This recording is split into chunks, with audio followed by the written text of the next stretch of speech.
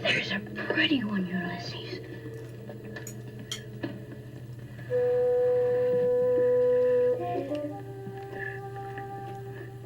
There it is. Hello BookTube, I'm Sean the Book Maniac. Welcome back to my channel. Here I am with another tag. This is the Summer School tag, originally created by Doris of Aldi Books, one of the absolute supreme goddesses of BookTube, and a dear, dear friend of mine. And this is in conjunction with her Summer School Readathon, which is happening now. And unfortunately, I have just got too many BookTube-ish things going on in my life. I can't join in, but I can certainly. I was tagged in the tag, and I'm happy to do the tag, and I want to point all of you, it's probably not too late to join in all the fun for the actual Summer School Readathon. I'll put links to all of those videos in the show notes. So here I am with the book tag, and I haven't done much preparation, people. I feel like I haven't done my homework, and my teacher's going to be mad at me. Number 1, language arts. Tell us about a book that you were assigned to read at school. Chaim Potok's The Chosen was a novel that I read for English class. It was an assigned text for grade 11 English or something. And I got such a high mark on my essay that my teacher, Mr. Roberts, who was Welsh, I've talked about him on this channel before, said, you know, if you'd made one more connection, you would have got 100%. He said, I've never given 100%, but so thank you, Mr. Roberts. And yes, I want to reread The Chosen because it's been a minute since I read it. And I remember loving it. It was one of my very first introductions to Jewish culture, anything Jewish, so I remember it being a really good novel. So that's my answer for this one.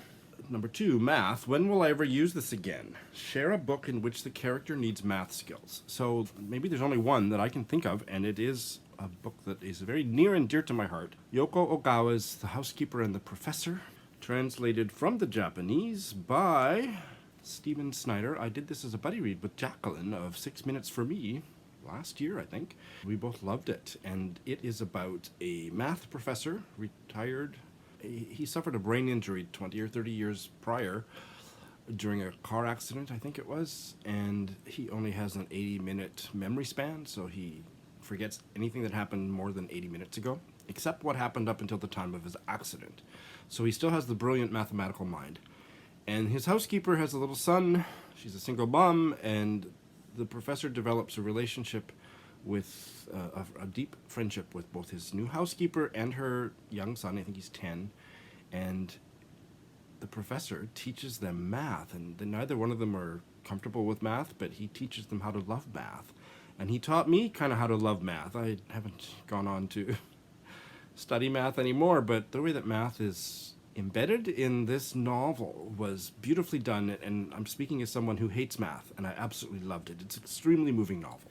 Here I am a week later, just about to edit this sucker, and I realize I forgot number 3. Number 3 is science. What was the last science-related book you read? Well, I obviously have a mental block about this topic because I actually racked my brains for about a week before filming the tag, and I am proud, certainly not embarrassed, but maybe proud to say that I have never read a science-related book in my life. It's just the most uninteresting topic in the world. Oh, wait, no, I just remembered one. I've been thinking about this for like 10 days, and finally one has come to me. I really learned a lot of science from this one. Number 4, social studies. Show a book from your TBR that is translated or deals with the government. Here is one I would love to get to by the end of the year. It didn't make it onto my Women in Translation Month TBR, but nonetheless I do hope to get to it, and that is Disoriental by Negar Javadi, translated from the French by Tina Cover. I was supposed to do a buddy read of this just as the COVID-19 pandemic was overwhelming all of our lives, and then it overwhelmed my life, and I backed out of the buddy read at the last minute, but I've heard nothing but good things about it. I've done a page 112 test, I've done a try a chapter test. I am now friendly with the translator. There's no reason why I shouldn't get to this. And I'm not going to take the time. I don't have one book in mind, but I have special ordered and or acquired books. I will, as I'm talking, when I'm editing, I will put up a couple GIFs. There's one book that I have already acquired as a free download, and another book that I have on special order. And I'm just too disorganized to have titles and authors for you right now. But they both are about the evil institution known as the police in North America. If I learned anything from all of the Black Lives Matter ferment, it's that the police need to be defunded, if not disbanded. It is a force of evil because it's such a racist institution, and I'm speaking about Canada as much as I am. In fact, I'll put up a third one that's specifically focused on Canada that I have as an audiobook on Scribd. And I want to read all of those because I don't have the intellectual... I don't know what I'm saying when I mean defund the police, but the little bit that I've heard that from the people that do know what they're talking about, we need to just get rid of the police and come up with something that works better. And here are some books I'm going to read so that I can talk a little bit more intelligently about it. But it's the number one social political issue for me. Nothing else is as important for me right now. Defund the police. Whew. Number 5, exploratories. What category of extra non-core classes did you take the most of in high school? And this has no meaning for me in terms of my high school education in a country bumpkin little school on the prairies of Saskatchewan. I have no idea what it means. But if it means something like an elective, we didn't have much choice, but I did, I think in about grade 11 or 12, I opted to take a correspondence course in economics. Maybe it was grade 12. And I actually quite enjoyed it. Then I went on to university and took, real economics. First year economics is like, I had no idea what they were talking about.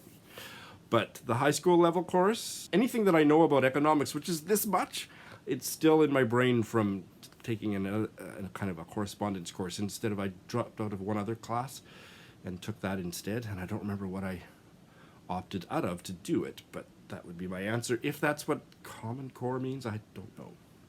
Number 6, Common Core. Share a good pairing of a fiction with a nonfiction book. I'm going to pair this Japanese novel, The Makiyoko Sisters by Junichiro Tanizaki, with the best history of post-war Japan that I have ever read. And I have read more than one, people. I haven't read a whole lot, but I've read more than one. And it is called, I don't have a hard copy right now, Embracing Defeat, Japan in the Wake of World War II by John W. Dower. Now, it's not an exact pairing, but I still think it will work beautifully because this novel is set in the early days leading up to the outbreak of World War II. It doesn't go up to Pearl Harbor, for example. And the history book covers from the Japanese surrender into maybe the 70s and 80s. I think read this first and then read how Japan changed from this. Both books have been very important to me as a person who lives in Japan, as in love with Japan, has a kind of a love-hate relationship with Japan, has a Japanese husband. I think they're both amazing. So read this first and then the history, Embracing Defeat, second. I think it would be marvelous. Number 7, research. What was the last topic that inspired you to seek out books so you could read up on it? I have a few, but I'm going to focus on one just to keep being provocative in a social political way, and that is the history of slavery in Canada. All I've ever known about slavery, I have an undergrad degree in history, and I took a class in Canadian social history. All I've ever learned about slavery in Canada is that it was abolished in about 1831. Whatever that year was that the Britain abolished it throughout the empire, Canada's being part of the British Empire, slavery was no longer legal. But I cannot believe, and I don't want to go on too much of a tangent here, that there has not been any authoritative sweeping study of to what extent did we have slavery in Canada. And I'm also, as a white Canadian, feeling complicit in that why was I not asking this question before?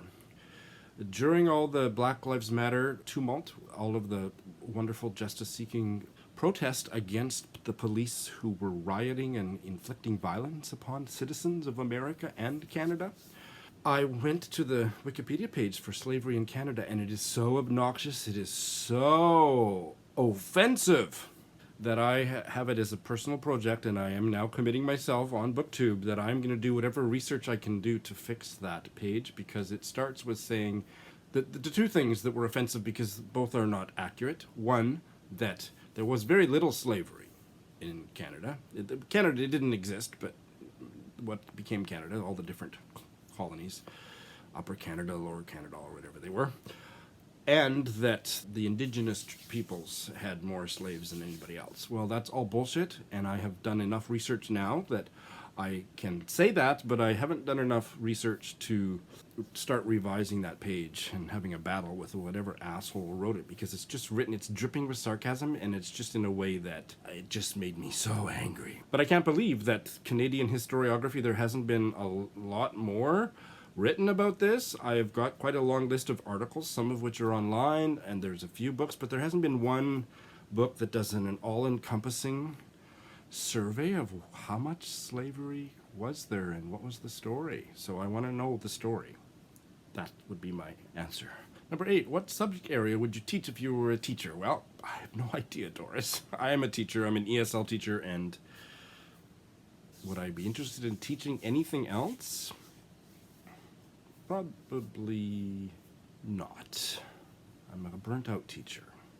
9, share a photo from your school days. If I can find it, I'm going to put my grade, I think it's grade 1 class picture. See if you can find me.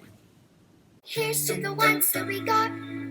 Cheers to the wish you were here, but you're not, 'cause the dreams bring back all the memories of everything we've been through. Close to the ones here today. Close to the ones that we lost on the way, 'cause the dreams bring back all the memories, and the memories bring back you. And 10, tag some fellow lifelong learners. All right, well, I hadn't thought of this either, so let's go see who's been commenting recently.